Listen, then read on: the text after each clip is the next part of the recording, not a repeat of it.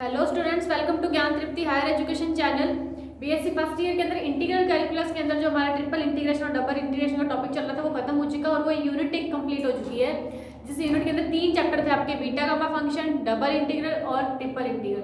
Triple integral के अंदर एक मास एंड वॉल्यूम वाला एक टॉपिक है, छोटा सा, वो इतना इंपॉर्टेंट नहीं है। बाकी जिसमें क्वेश्चन है वो सेम वही प्रोसेस में है जो मैंने ट्रिपल इंटीग्रेशन के अंदर आपको करवाए हैं। ठीक है, तो ट्रिपल इंटीग्रेशन के अंदर जो भी क्वेश्चन मैंने करवाए हैं एक्स वाई जेड एक्सिस के अंदर, पहले जेड के लिए इंटीग्रेशन करना है, वाई के लिए करना है, फिर एक्स के लिए करना है। और उनकी लिमिट्स भी मैं बता चुकी हूँ। एक्स के लिए लिमिट कांस्टेंट होनी चाहिए, वाई के लिए एक्स में होनी चाहिए और जेड के लिए एक्स और वाई दोनों में होनी चाहिए। ठीक है, बस सेम प्रोसेस आपको उसी चैप्टर के अंदर करना है। उसका जो मॉस और वॉल्यूम वाला जो चैप्टर है, मतलब चैप्टर का टॉपिक है छोटा सा, उसी के अंदर। तो वो मैंने नहीं करवाया, आपको उसी के अंदर सब क्लियर हो जाएगा। आप ट्राई करना, बाकी कमेंट बॉक्स में सजेस्ट करो तो मैं यहाँ पे करवा दूंगा आपको। नेक्स्ट आ जाइए, हम नेक्स्ट इसी इंटीग्रल कैलकुलस के अंदर आपकी जो नेक्स्ट यूनिट बनती है उसके बारे में डिस्कस करते हैं। ठीक है, जो एक यूनिट तो आपकी वो 3 चैप्टर्स वाली बन गई, एक यूनिट और बनती है जो है आपकी, उसके अंदर चैप्टर आपका क्वाड्रेचर। ये आप 12th क्लास में बहुत अच्छे से पढ़कर आए हो। ठीक है, बस थोड़ा सा डिफरेंस हम आपको बता देते हैं इसमें करना क्या है। क्वाड्रेचर, इसको हिंदी में बोलते हैं क्षेत्रकलन। ठीक है, क्षेत्रकलन। तो हमें क्या करना है, क्षेत्रकलन का मतलब एरिया फाइंड करना है किसी ना किसी तरीके से। और एरिया किनका, कोई भी कर्व हमें गिवन होगा और वो कर्व है, वो शेप कुछ भी हो सकती है, एलिप्स हो सकता है, पैराबोला हो सकता है, एस्ट्रॉयड हो सकता है, कुछ भी। ठीक है, सर्किल हो सकता है, वो डिपेंड करता है कि हमें क्वेश्चन के अंदर क्या गिवन है। ठीक है, तो वो सारा जो भी अपने को गिवन होगा, कर्व गिवन होगा, उस कर्व के लिए हमें एरिया फाइंड करना होगा। ठीक है, अब जैसे अब एरिया फाइंड करने के लिए फॉर्मूला होता है। वो फॉर्मूला क्या कहता है कि अगर आपको जैसे कोई कर्व दे रखा ही है कर्व आपको एक्स वाई प्लेन के अंदर दे रखा है और ये मान लो कि ये कर्व है, ए बी क्या है, कर्व है। ठीक है, और इसकी इक्वेशन में मान लो क्या है, y is equal to F X. ठीक है, ये मैं मान रही हूँ क्या है, कर्व की इक्वेशन क्या है, y equal to F X. यानी कोई फंक्शन होगा आपको y के इक्वल में कोई फंक्शन गिवन होगा x के अंदर। ठीक है, ध्यान रखना कि जो कर्व की इक्वेशन होगी वो क्या होगी, y equal to F X. मतलब क्या है कि y के इक्वल में x का कोई फंक्शन होगा। ठीक है, और x के फंक्शन के साथ कुछ कांस्टेंट भी गिवन हो सकता है, तो वो डर वाली बात नहीं है। एक्स वाई एक्सिस के अंदर इसका मतलब एक्स वाई तो होगा ही होगा, उसके साथ साथ x के साथ कोई कांस्टेंट चीज भी आपको मिल सकती है। ठीक है, तो y is equal to F X. अब मैंने क्या मान ली कि ये जो कर्व है इसके लिए मैं मान रही हूँ यहाँ पर जो x एक्स के ऊपर पॉइंट a है और इसके लिए पॉइंट क्या है, b है। ठीक है, और यानी ये जो ये है, ये x इक्वल टू a है, ये x इक्वल टू b है। इस तरीके से, इस तरीके से मेरे को ये एरिया फाइंड करना है जो कि x equal to a and x equal to b के बीच में क्या है, बाउंडेड है। तो मैं ऐसे लिख सकती हूँ कि y is equal to F X, यानी जो कोई function y is equal to F X है, ठीक है, वो x अक्ष पर x इक्वल टू a तथा x इक्वल टू b के मध्य परिबद्ध है या बाउंडेड है। एक ही बात है, ये मध्य परिबद्ध है। ठीक है, तो इसका मतलब ये जो कर्व था वो a और b के बीच में क्या हो गया, बाउंडेड हो गया। बाउंडेड हो गया तो इसके लिए मैं एरिया कैसे फाइंड कर सकती हूँ, इंटीग्रेशन ऑफ बाउंडेड किसके बीच में, x की लिमिट a टू b के बीच में, तो a टू b। ठीक है, और जो भी यहाँ पे फंक्शन गिवन होगा एफ एक्स, एक्स का फंक्शन है तो ऑब्वियस सी बात है साथ में dx ही आएगा। या फिर ऐसे भी लिख सकते हो आप, a to b, F X किसके इक्वल है, y के इक्वल है, तो हम यहाँ पे y की वैल्यू जो हमें गिवन होगी y dx भी लिख सकते हैं। तो दोनों ही फॉर्मूला सही है। तो हमें अगर क्वाड्रेचर यानी एरिया फाइंड करना होगा तो एरिया फाइंड करने का हमेशा फॉर्मूला को यही अप्लाई करना है। लिमिट आपको देखनी पड़ेगी, जो भी आपको कर्व दे रखा है वो किन दो लिमिट्स के बीच में बाउंडेड है। ठीक है, उन दोनों लिमिट्स के बीच में बाउंडेड है, तो a टू b के बीच इसलिए बाउंड कर रहे हैं, a टू b अपने मान लीजिए a से b के बीच में क्या है, बाउंडेड है। कौन सा फंक्शन बाउंडेड है, एफ एक्स, तो F x dx, F x की जगह पर अपने y पुट कर सकते हैं क्योंकि इक्वल में y dx। ठीक है, तो ये है हमारा क्वाड्रेचर का फॉर्मूला। अभी हम नेक्स्ट थोड़ी सी चीजें क्लियर करते हैं जो आपकी, वैसे तो ये जो मैं करवा रही हूँ ये सारी चीजें आपकी डिफरेंशियल वाली बुक में आएगी, इसका जो सेकंड बुक है उसमें आएगी, फिर भी मैं थोड़ा बहुत बता देती हूँ। आपको जो कर्व गिवन होगा उसके अंदर आपको सबसे पहले क्या देखना है, मेथड बता रही हूँ आपको करना क्या है। इसका जो वर्किंग प्रोसीजर है वो कर रहे हैं, क्या है वर्किंग प्रोसीजर।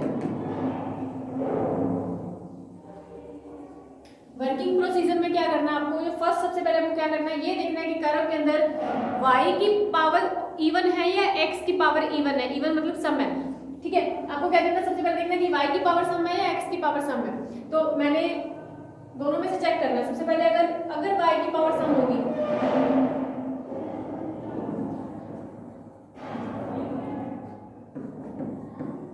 सम या इवन है, तो जो कर्व होगा, जो भी हमारा कर्व बनेगा, क्या शेप बनेगी हमें नहीं पता, ठीक है। तो जो कर्व होगा वो x अक्ष के परित सममित होगा, x अक्ष के परित सममित होगा। सममित मतलब सिमेट्री, सिमेट्री आपने पढ़ी होगी साइंस के अंदर होती है कि जैसा कर्व x अक्ष के नीचे बनता है वैसा ही कर्व x अक्ष के ऊपर बनेगा। जैसे मैं बताती हूँ अभी, x अक्ष के परित सिमेट्रिक होगा। कैसे, जैसे मैं बना रही हूँ ये वाला, अब मैं बता रही हूँ कि x अक्ष के परित सममित कैसे होता है। तो हमारी x अक्ष कौन है, ये है, तो ये मेरी x अक्ष है। तो वो कह x अक्ष के ऊपर जैसा कर्व बनेगा वैसा ही उसके नीचे बनेगा। तो आपका एक साइड का बना लेना, दूसरे वाले के लिए पॉइंट्स निकालने की जरूरत नहीं, जैसा ऊपर बना हुआ वैसे उसी लेंथ वगैरह का सब नीचे वाला बना देंगे। कैसे, जैसे मेरे पास ऊपर बन रही है कोई शेप, ये बन रही है, मान लो इस तरीके से ये बन रही है, ठीक है। ये मेरे पास कोई शेप बन रही है इस तरीके से, ये x अक्ष के ऊपर बन रही है। अब मेरे को पता है कि कर्व क्या है, उसके अंदर y की घात सम है। मान लो अगर y की घात सम है तो उसका मतलब क्या है कि कर्व x अक्ष के परित सममित है। x अक्ष के परित सममित, ऊपर वाला तो बन गया। अब मेरे को पता है x अक्ष के परित सममित, तो नीचे वाले में तो पॉइंट निकालने की जरूरत नहीं, जैसा ऊपर बना हुआ था वैसे नीचे बना दो इस तरीके से, ये और इस तरीके से। क्लियर, देखो जैसा ऊपर बना था वैसे मैंने नीचे बना दिया। तो इसका मतलब क्या है कि जो कर्व क्या है, x अक्ष के परित सममित है, सिमेट्रिक है, ठीक है। तो सिमेट्री बोलते हैं इसको कि अगर y की घात सम है तो कर्व x अक्ष के परित सममित होगा, जैसा ऊपर वैसा ही नीचे, ठीक है, समझे। अभी चलते हैं इसके सेकंड के अंदर। सेकंड पॉइंट इसका क्या कहता है कि अगर x की पावर इसकी इवन हो, x की घात क्या हो, सम हो। अगर x की घात सम हो तो जो कर्व है y अक्ष के परित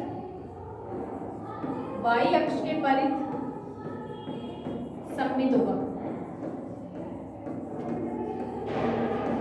y अक्ष के परित सममित होगा। अब y अक्ष के परित सममित होने के लिए कैसे होगा, तो इसी का जस्ट अपोजिट ले लो, ये हमारी क्या है, y अक्ष है, ठीक है। तो अब मैंने बोल दिया कि y अक्ष है, तो जैसा कर्व y अक्ष के इधर बनेगा वैसा ही इधर बनेगा, या जैसा इधर बनेगा वैसा ही उधर बनेगा, ठीक है। जैसे मैंने बता दिया,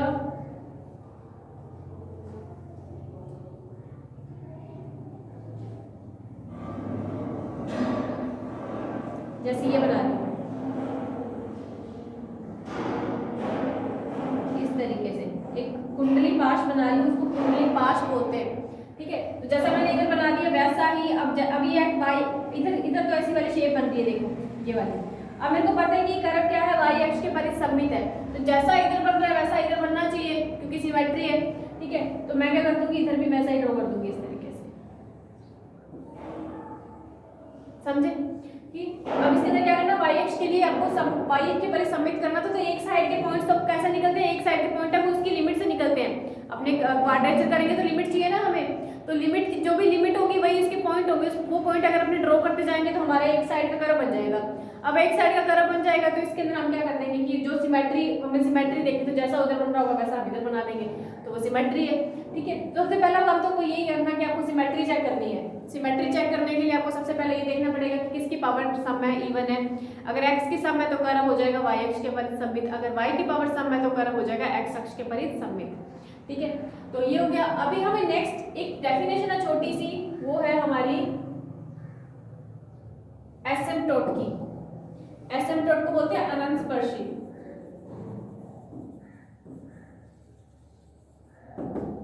एसिम्पटोट को क्या बोलते हैं, अनंतस्पर्शी, ठीक है। अनंतस्पर्शी की डेफिनेशन आप बहुत ज्यादा डीपली पढ़नी है तो आप डिफरेंशियल वाली बुक में जब हम करेंगे उसके अंदर मैं आपको बताऊंगी, उसके अंदर काफी सारी डेफिनेशन, ये कर्व कैसे ड्रॉ होते हैं, पॉइंट टू पॉइंट सब लैंग्वेज हम उसके अंदर पढ़ेंगे, बट इसके अंदर थोड़ा मैं बता रही हूँ कि ताकि आप क्वेश्चन थोड़ा कर पाओ, ठीक है। अनंतस्पर्शी का मतलब क्या होता है कि कोई भी जो कर्व है या कोई भी रेखा है, तो यहाँ पे लिख देंगे कोई भी अगर रेखा है या फिर कर्व ले लो, जो कोई भी कर्व है वो y अक्ष को अनंत पर स्पर्श करे, अनंत पर स्पर्श करे, तो फिर जो कर्व की जो लाइन होगी ना वो उसकी क्या हो जाएगी, अनंत स्पर्शी कहला जाएगी। ठीक है, यानी जब वो कर्व है वो y अक्ष को कहां पर स्पर्श करे, अनंत पर स्पर्श करे, तो कर्व की जो रेखा होगी, ठीक है, कर्व की जो रेखा होगी वो उसकी क्या कहलाती है, एसिम्प्टोट यानी अनंत स्पर्शी कहलाती है। लिखने की जरूरत नहीं है, आपको डेफिनेशन बहुत रेयर ही पूछी जाती है, अगर पूछते हैं तो डिफरेंशियल वाली बुक में पूछते हैं, इसमें नहीं पूछी जाती।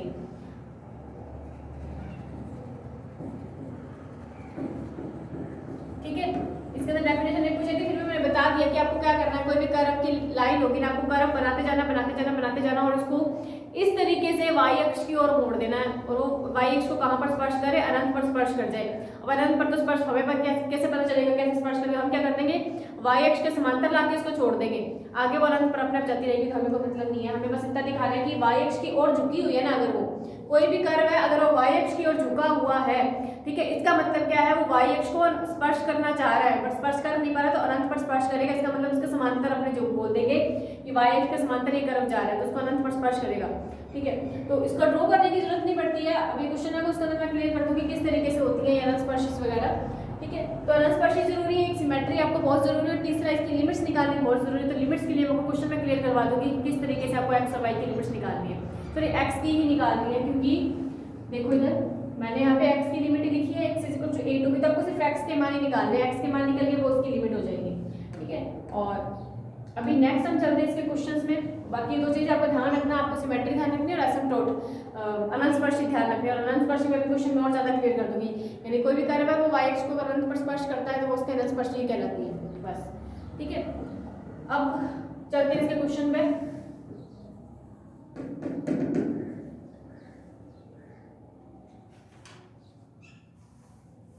क्वेश्चन में चलने से पहले एक चीज और है छोटी सी, वो मैं बता दूं आपको, डेफिनेशन है, डेफिनेशन में क्या कभी कभी पूछ लिया जाता है, क्या है कि common area of two Cartesian curves,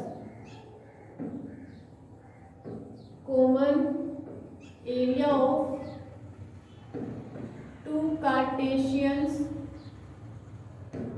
curves,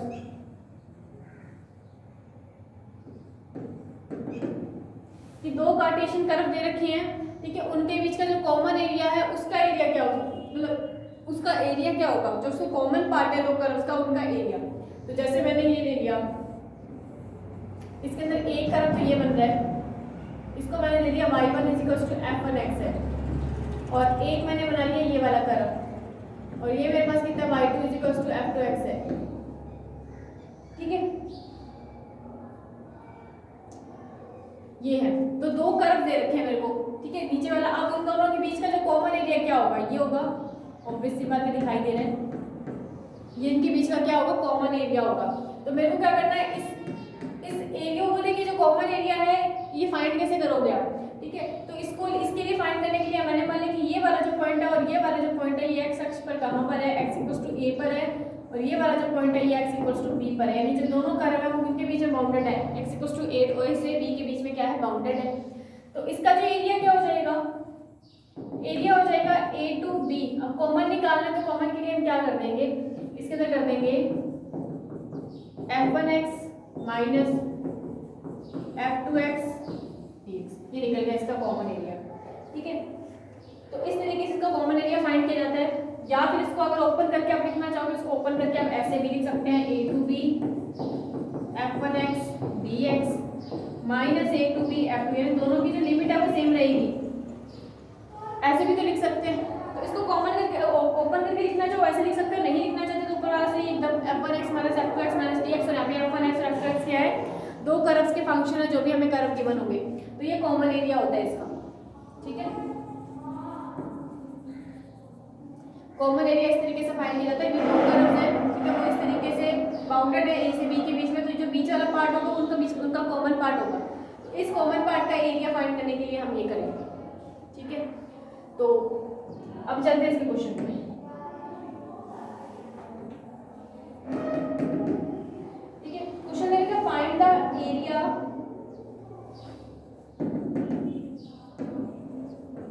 find the area included between the following curve, included between the following curve and its asymptote,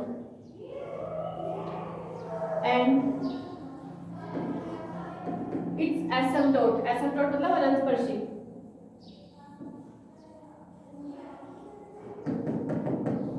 एसिम्पटोट, ठीक है। तो हमें कर्व क्या दे रखा है, कर्व दे रखा है xy square equals to 4a square 2a minus x, ये हमें कर्व दे रखा है, ठीक है। और उसने क्या बोला है कि जो ये कर्व है ये, ठीक है, ये वाला कर्व और इस कर्व की जो एसिम्पटोट है उनके बीच का हमें क्या करना है, एरिया फाइंड करना है, समझे। तो जो बोला find the area included between the following curve and its asymptote, तो हमें क्या करना है, एरिया फाइंड करना है बिटवीन मतलब बीच का, किन दोनों के बीच का, कर्व और एसिम्पटोट के बीच का एरिया फाइंड करना है, समझे। तो वो बोला find the area included between the following curve and its asymptote, curve हमें ये दे रखा है, एसिम्पटोट हमें पता नहीं है, तो हमें सबसे पहले एसिम्पटोट ही निकालनी है, फिर उस एसिम्पटोट और इस कर्व के बीच का एरिया फाइंड करना। सबसे पहला काम हमारा क्या है कि हम एसिम्पटोट फाइंड करें और कर्व को ड्रॉ करें कि कर्व है क्या एक्चुअल में, इक्वेशन इधर दे रखी है, अब देख के पता नहीं चल रहा है किस चीज की इक्वेशन है, तो हम क्या करेंगे इसके अंदर एरिया फाइंड करेंगे, ठीक है, सॉरी हाँ, कर्व फाइंड करेंगे कि कर्व है किस चीज का। इसके सॉल्यूशन में चलते हैं, सबसे पहले सॉल्यूशन में चलने से पहले आपको ये देखना है सिमेट्री, कि सिमेट्री क्या है, वो एक्स अक्ष के परित है या वाई अक्ष के परित है। सिमेट्री एक्स अक्ष के परित है या वाई अक्ष के परित सममित है, ठीक है। तो हमें क्या करना है, ये चेक करने के लिए हम देखेंगे कर्व के अंदर किसकी पावर सम है, वाई की या एक्स की, ठीक है। एक्स के परित सममित है वाई की, तो हमें पावर सम देखनी है। देखो एक्स की पावर यहाँ पे 1 है, एक्स की पावर 1 है, इसका मतलब वो क्या है, विषम है या सम है, तो ऑब्वियस सी बात है विषम है। और वाई की पावर यहाँ पे 2 है, इसका मतलब क्या है, ये सम है, तो कर्व क्या है, वाई अक्ष के परित सममित है। तो यहाँ पे लिखते हैं कि दिया हुआ कर्व जो है, जो कि गिवन कर्व है वो क्या है, y दिए गए कर्व में y की पावर क्या है, सम है या इवन है। अगर y की पावर सम है तो जो कर्व होगा x अक्ष के परित सममित होगा। मैंने अभी जस्ट लिखवाया है कि अगर y की घात सम है तो कर्व x अक्ष के परित सममित होगा, अगर x की घात सम है तो कर्व y अक्ष के परित सममित होगा। तो हम बोले y की घात सम है तो कर्व जो है वो x अक्ष के परित सममित होगा, के परित सममित होगा, ठीक है। अब एक तो हमें क्लियर हो गया कि x अक्ष के परित सममित है, तो जितना कर्व जो है वो x अक्ष के ऊपर बनेगा उतना ही कर्व x अक्ष के नीचे बनेगा, ठीक है। तो हमें बनाना है अब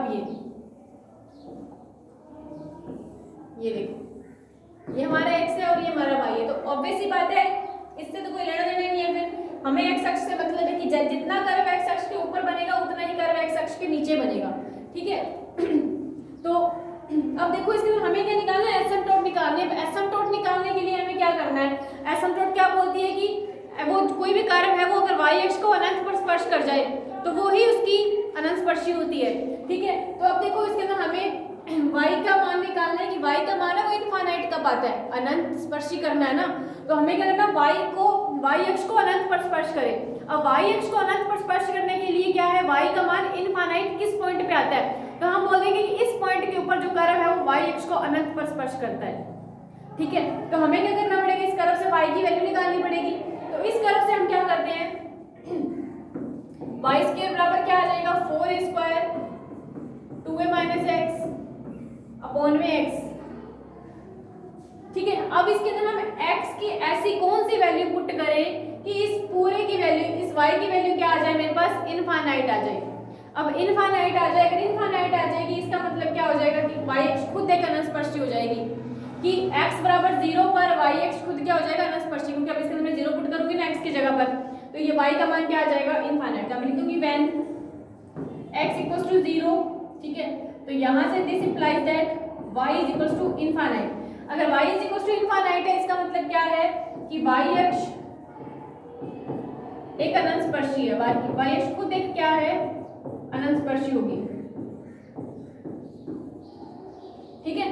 यानी x बराबर 0 पर देखना है यानी कौन सी ऐसी वैल्यू है कि हम यहाँ पे पुट करें और y का मान इनफाइनाइट आ जाए।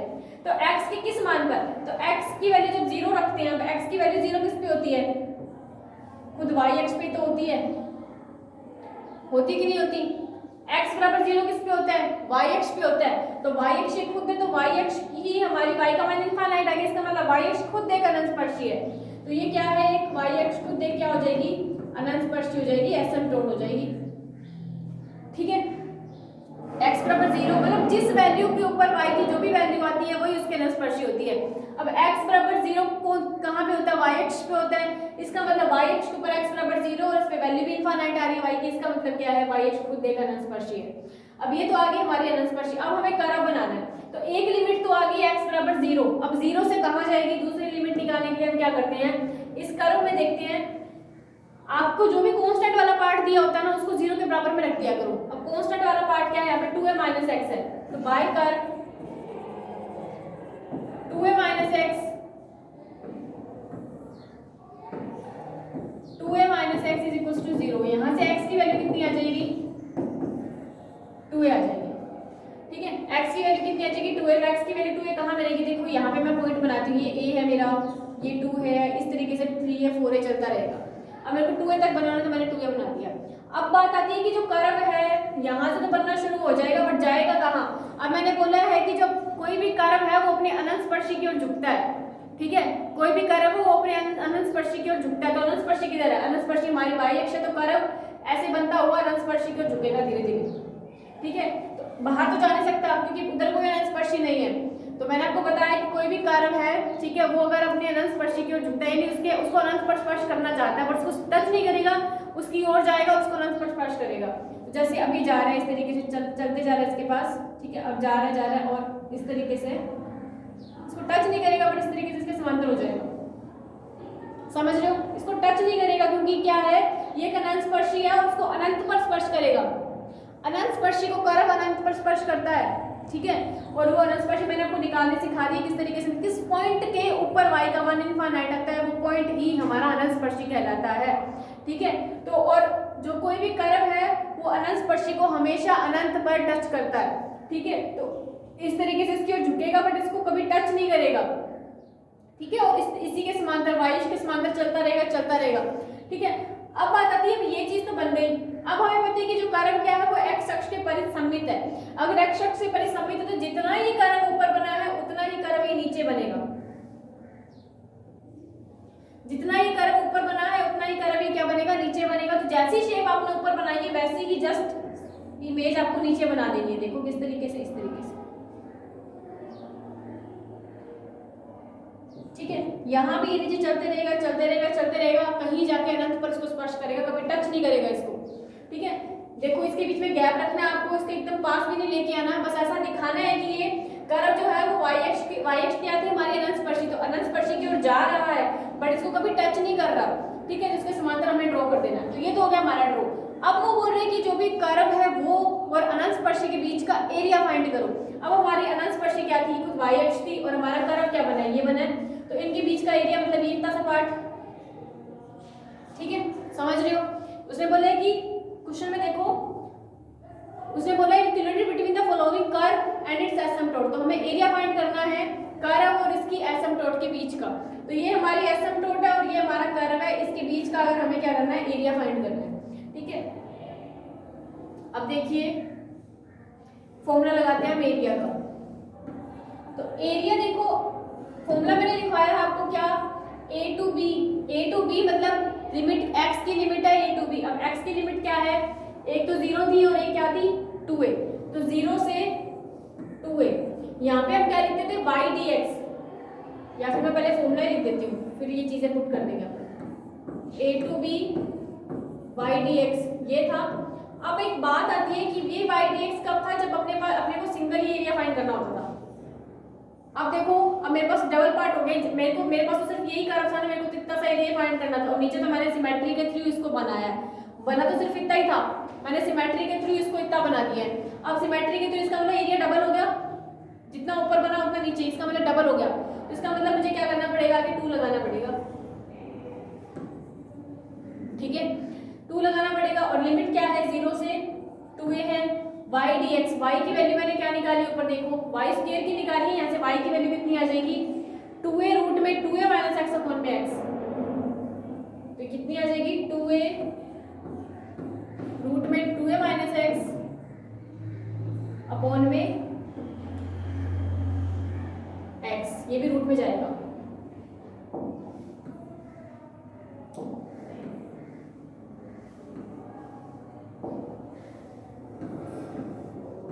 इस तरीके से, और साथ में dx। क्लियर। अब ये जो 2a था इसको मैं बाहर ले आती हूँ, ये बन जाएगा मेरे पास 4a 0 से 2a रूट में 2a माइनस एक्स अपॉन में x dx।